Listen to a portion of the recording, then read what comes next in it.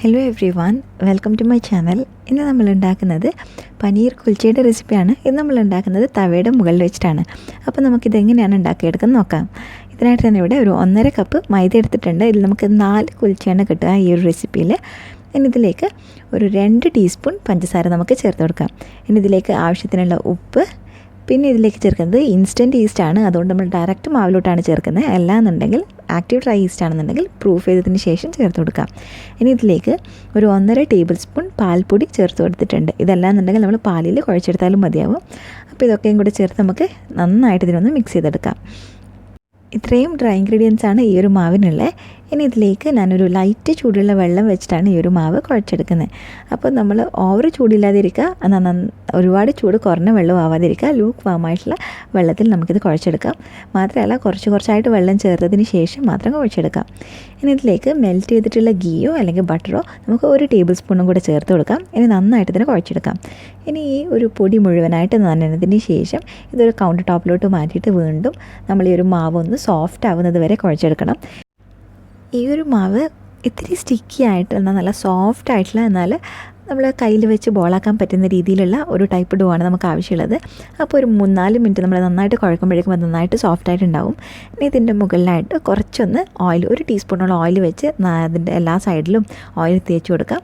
അതിന് ശേഷം നമുക്കിത് കുഴക്കേണ്ട ആവശ്യമില്ല. ഇനി നമ്മളിതിനെ കവർ ചെയ്ത് ഒരു 2 മണിക്കൂർ മാറ്റി വയ്ക്കാം. അല്ലെങ്കിൽ ഇതിൻ്റെ സൈസ് ഒന്ന് ഡബിൾ ആവുന്നത് വരെ മാറ്റി വെച്ചാൽ മതി. ഇനി ഇതിന് വേണ്ടിയിട്ടുള്ള സ്റ്റഫിങ് ഉണ്ടാക്കാം. അതിനായിട്ട് പനീർ നമ്മളിവിടെ ചെറുതായിട്ട് ഗ്രേറ്റ് ചെയ്ത് വെച്ചിട്ടുണ്ട്, അല്ലെങ്കിൽ നന്നായിട്ടൊന്ന് പൊടിച്ചെടുത്താലും മതി. അത് 1 കപ്പുണ്ട്. ഇനി ഇതിലേക്ക് ഒരു 1/2 teaspoon Kashmiri chilli powder add ചെയ്ത് കൊടുക്കാം. ഇനി ഇതിലേക്ക് 1/2 ടീസ്പൂൺ തന്നെ ഗരം മസാല പൊടിച്ചത്, പിന്നെ 1 ടീസ്പൂണോളം നമ്മുടെ കസൂരി മേത്തി ചേർത്തിട്ടുണ്ട്.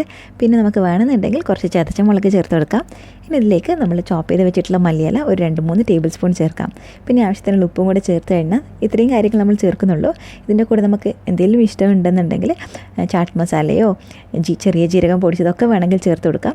അപ്പോൾ ഇതൊക്കെ കൂടെ നമ്മൾ നന്നായിട്ട് മിക്സ് ചെയ്തിട്ടുണ്ട്. അപ്പോൾ നമ്മൾ 4 കുൽച്ചയാണ് ഉണ്ടാക്കുന്നത്. അതുകൊണ്ട് ഈ പനീർ നമ്മൾ ഈക്വലായിട്ട് 4ആയിട്ട് ഡിവൈഡ് ചെയ്ത് അതിന് നമ്മൾ 4 ബോൾസ് ആക്കി നമുക്ക് ഇപ്പോൾ തന്നെ റെഡിയാക്കി വെക്കാം. അപ്പോഴേക്കും ഇതാ നമ്മുടെ മാവ് നന്നായിട്ട് പൊങ്ങി വന്നിട്ടുണ്ട്. ഇത് നമ്മൾ വീണ്ടും എടുത്തിട്ട് ജസ്റ്റ് ഒന്ന് കുഴച്ച് കൊടുക്കാം. അപ്പോൾ മുകൾ ഭാഗത്ത് നമ്മൾ കയ്യിൽ ഒട്ടിപ്പിടിക്കാണ്ടിരിക്കാൻ കുറച്ചൊന്ന് മൈദ യൂസ് ചെയ്തിട്ടുണ്ട്. അപ്പോൾ ആ മുകളിലുള്ള ഓയിലും മൈദയും നമ്മുടെ ഈ ഒരു മാവൊക്കെ നന്നായിട്ടൊന്ന് സോഫ്റ്റ് ആവുന്നത് ജസ്റ്റ് ഒന്ന് കുഴച്ചെടുക്കാം. 1 മിനിറ്റ് മതിയാവും. ഇനി ഇത് നമുക്ക് ഈക്വലായിട്ടുള്ള 4 ബോൾസ് ആക്കിയിട്ട് മാറ്റാം. അതിനുശേഷം ഇതിൽ ഓരോന്നായിട്ട് നമുക്ക് പരത്തി വീണ്ടും നമ്മൾ കുൽച്ചയുടെ ഫില്ലിങ് വെച്ച് വീണ്ടും നമുക്ക് പരത്തിയെടുക്കേണ്ടതായിട്ടുണ്ട്. ഈ ഒരു ഫസ്റ്റ് സ്റ്റേജിൽ പരത്തുന്ന സമയത്ത് നമ്മൾ ഒത്തിരി നേരിയതായിട്ട് പരത്തേണ്ട ആവശ്യമില്ല. ആ ഒരു ഫില്ലിങ് വെച്ച് നമുക്കത് വീണ്ടും ബോളാക്കാൻ പറ്റുന്ന രീതിയിൽ അത്രയും തിക്നെസ്സിൽ പരത്തിയാൽ മതി. ഇപ്പോൾ ഞാൻ ഇവിടെ പനീറിൻ്റെ ഫില്ലിങ് വെച്ചിട്ടുണ്ട്. ഇത് നന്നായിട്ട് നമുക്കൊന്ന് കവർ ചെയ്ത് കൊടുക്കാം.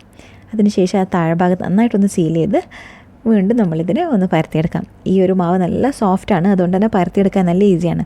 അപ്പോൾ ആദ്യം കൈവച്ച് ചെറുതായിട്ടൊന്ന് പരത്തിയതിന് ശേഷം റോളിംഗ് പിന്ന് വെച്ച് നമുക്ക് പരത്തിയെടുക്കാം. ഈ ഒരു സമയത്ത് വളരെ ജെൻറ്റിലായിട്ട് പതുക്കെ പരത്തിയെടുക്കാം.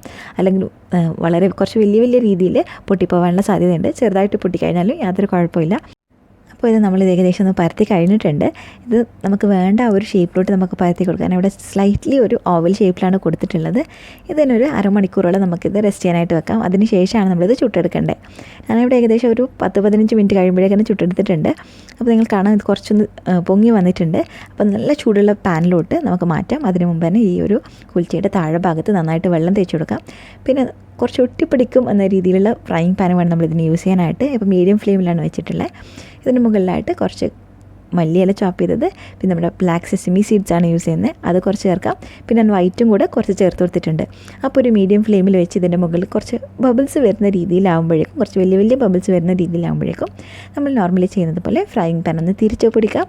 കാരണം ഈ ഒരു സ്റ്റേജിൽ കുറച്ച് ഒട്ടിപ്പിടിക്കുന്ന പാനല്ല എന്നുണ്ടെങ്കിൽ അത് ഇളകി വരാനുള്ള സാധ്യതയുണ്ട്. കുറച്ച് പഴയ ഫ്രൈയിങ് പാൻ യൂസ് ചെയ്യുന്നതാണ് ഏറ്റവും നല്ലത്.